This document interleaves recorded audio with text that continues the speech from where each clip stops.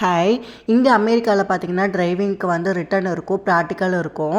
So return clear பண்ணால் தான் practical பண்ண விடுவாங்க. இன்றைக்கி வந்து எனக்கு ரிட்டன் ஷெடியூல் வந்து நான் கொடுத்துருந்தேன். நாளை எப்படின்னா நாளைக்கு எக்ஸாம்னா இன்றைக்கி நைட் எடுத்து புக் எடுத்து படிக்கிற கேஸ்னாலாம்.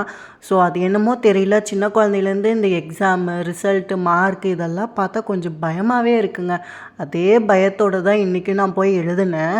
ஸோ இங்கே வந்து மார்க் எப்படின்னு பார்த்தீங்கன்னா 40 மார்க்ஸ்க்கு டெஸ்ட்டு. ஸோ 6 தப்பு அப்படின்னா ரிமைனிங் கொஷின்ஸ் கூட உங்களுக்கு பண்ண விட மாட்டாங்க.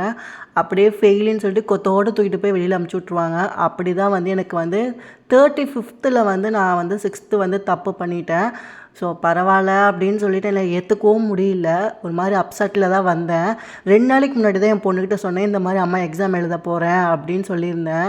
இன்றைக்கி கரெக்டாக ஞாபகம் வச்சு ஸ்கூல் விட்டு வந்ததும் என்கிட்ட கேட்டால், அம்மா டெஸ்ட் என்ன ஆச்சுன்னு கேட்டால், நான் ஃபெயில் ஆகிட்டேன்டான்னு சொன்னேன். ஒரு மாதிரி பார்த்தா